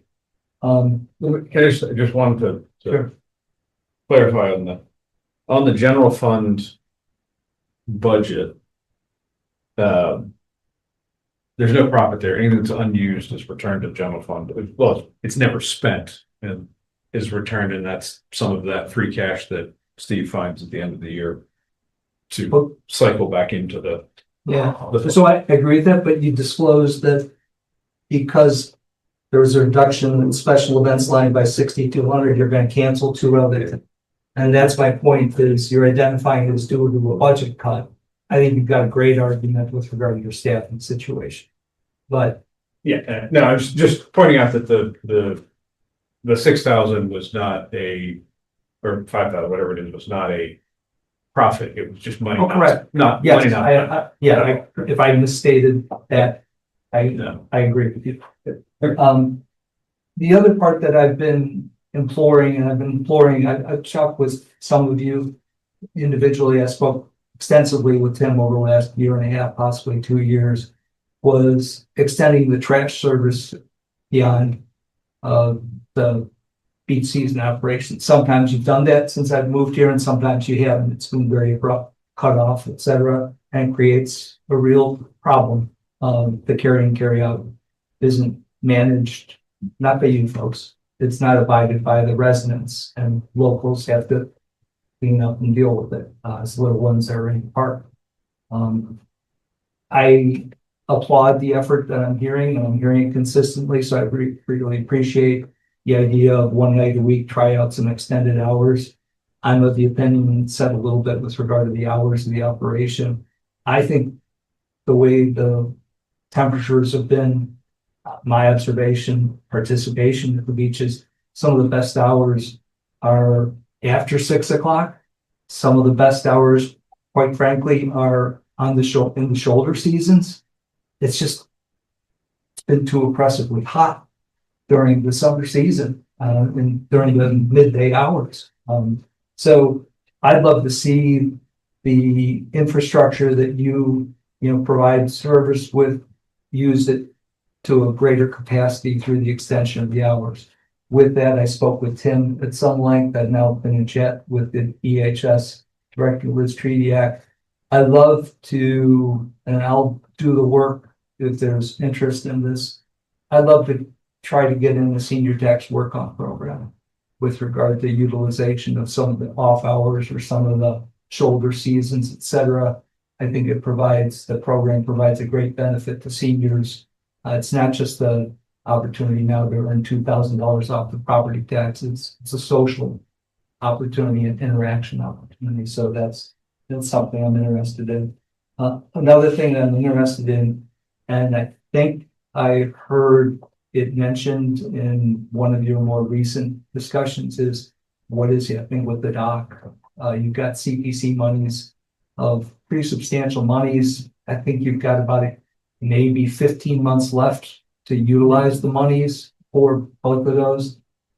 The fishing dock also comes up right now, and I also know that Saul, you're very well aware of it conversationally in these meetings. Conservation is doing an awful lot with regard to the whole parcel that they manage around Lakeshore Drive. I think that's where you previously discussed putting it. They're not dealing with that situation. I know I'm interested in that situation because I'm interested in knowing when are you going to put it in, similar or you previously discussed. Are the docks going to be in year round? I brought to you and brought to Conscom the whole situation of the off-season storage of the docks. Adding a second one or a third one just exacerbates the where are you going to put it all? So I'm interested in getting in there because I think you're correct. I think you had your statistical survey. There's a lot of interest in a fishing dock. I think they provide a great service. I'd love to see it happen. I just have the questions as to when it's gonna happen and how you're gonna manage the things that I just stated.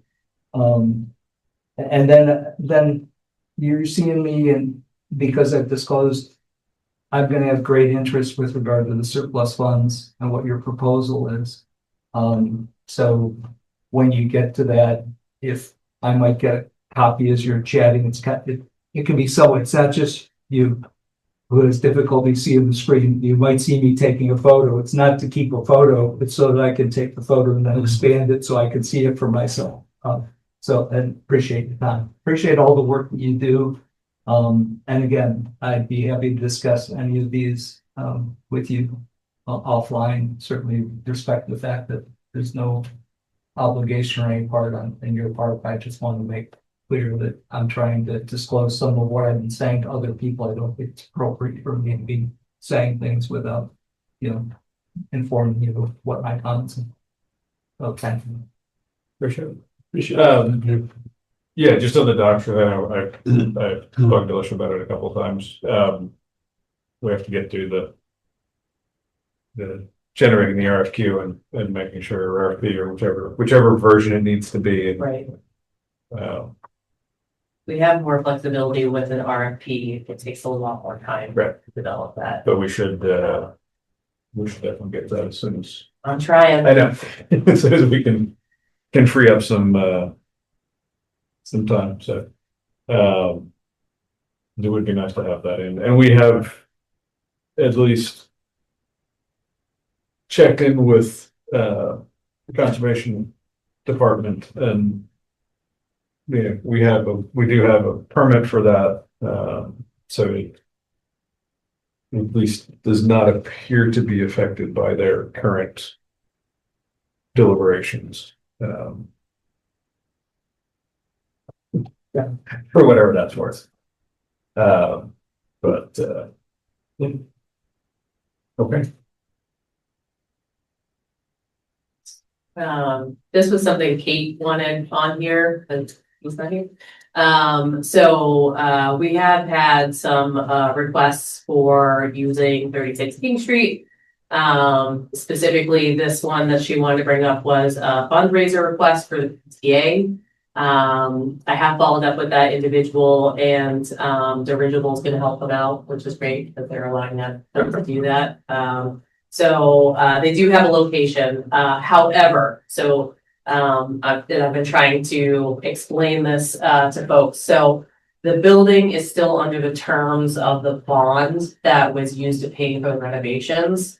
So as the policy is written, we're not currently allowed to offer the space to outside groups. So during the process of creating the bond terms and after, have asked if we can please review that and update that, because I think that the facility that we have is a really great one that could be used by the community. So I feel like a horrible person when I have to say, sorry, I can't help you right now because terms of a bond. That is something that he has assigned to the assistant town administrator, Tony Souza. So it's in the early stages of that review. And essentially, we can put together, I guess, new language of what we're looking for, and it's up to the bond council if they will accept it or not. So, And the building is still under the care and custody of the select board. I don't know, actually. I think so. I mean, I would imagine it would continue because it's a town facility. Right. It wouldn't be like under Parks and Rec. Wouldn't be us, it's not us in schools because we split it, so it's. Right, yeah, So I think it's so, still in the select board. yeah, and I would imagine it would stay as such. Right. But yeah, so Yeah, so- again, I really want to help people out. I'm really limited to what I can do. Is the policy that we can't allow it to be used by outside groups, or we can't charge for it to be used by outside groups? So because there is no, there's not like insurance that's gonna, it's all people. So essentially, Okay. yes, it is because of being charged, but because that's not being considered an option, there's not, I don't believe there's extra insurance on the building for these outside groups in general. What's out? What's Like the outside? Boy Scouts, Yeah. Girl Scouts, I got a phone call about that one. So what's so but what's in the scope of outside, right? Is it a town? Anything not, anything that is not Parks and Recreation Or school. programming or school. Or I mean, I imagine that if, you know, I don't know. Not that we're set up for it, but if the select board decided they wanted to use our conference room for a meeting, I don't see any reason they couldn't. or the auditorium for, you said auditorium for voting. That's actually an interesting idea. But so I mean, it is, that's a yeah. I think that's a perfectly fine explanation though. Yeah, Like when, right? yes, That's a well, perfectly fine explanation. it is a fine explanation. Yeah, for now. I Is there- understand the frustration, Is right? there a end time on this? When we've been paying off the loan. Oh, So that's why I really Yeah, but would like to get that Right. language changed. it is apparently very possible, we just have to change the language. That's correct. Yeah. So why it was not. Why the language was. Not going back there. The way it was is a puzzle to everyone. We can change the language and then. for a building that provides services both to schools and to the community, park and rec. It's like, hey, use the building. And as a, well, no, we can use it. And we can use. We can use it, schools can use it. We can't rent it to other activities. But it's not even rent. Or, yeah, or, right, Yeah. or give, or waive rent or whatever, but, yeah. But yeah, and it has a lovely auditorium, which could be used for community theater. Yeah. Anyway, Yeah. Yes, there are many uses that building could have for the community, and I would like to see that happen in the future. so, So we will take the steps that we can to move forward, but it's gonna probably take a little while. but sometime in the next. I would imagine in the next 6 months, we will be able. I would certainly hope so. So Yeah, people will be able to start. I would love that. That would be great. So I'm not No, doing it. makes perfect sense. I'm not doing it because I'm being mean or don't want people to be there. It's like It's interesting that we're getting, you're getting, It's a People are stipulation, asking it's a stipulation of Yeah. the bond, it's just. unfortunate. Right. Yeah. So I haven't, like I said, haven't heard back from Kevin, if he was gonna take out papers. James Kennedy has taken out papers to run for election for Park and Rec Commission. So yeah, right now, I think he's the only person that is, running for that position, so. Yep. Old business.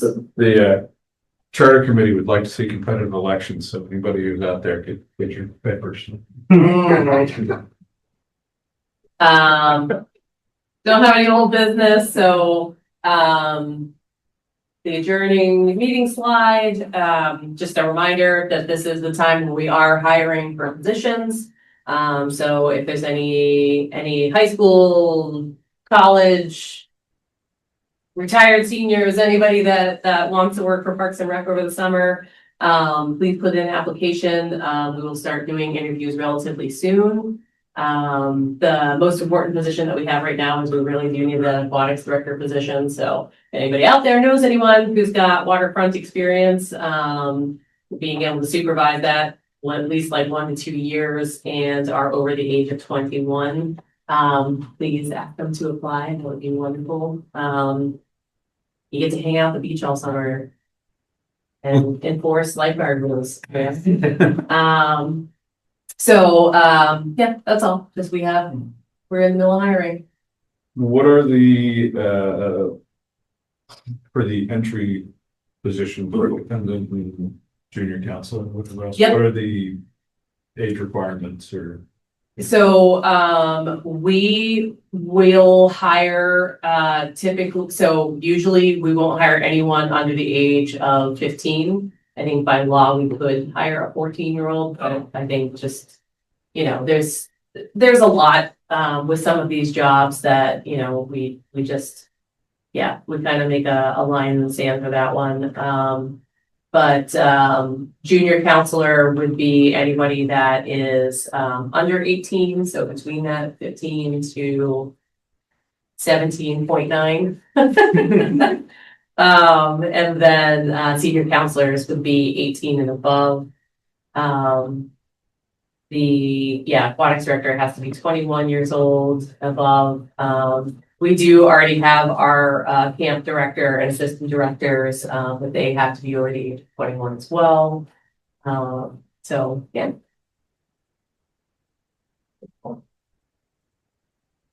Okay. Well, stop sharing this. Look for a Make a motion to close out the meeting. Second. moved and seconded. All those in favor? Aye. Aye. We are adjourned. Thank you very much. Have a good night.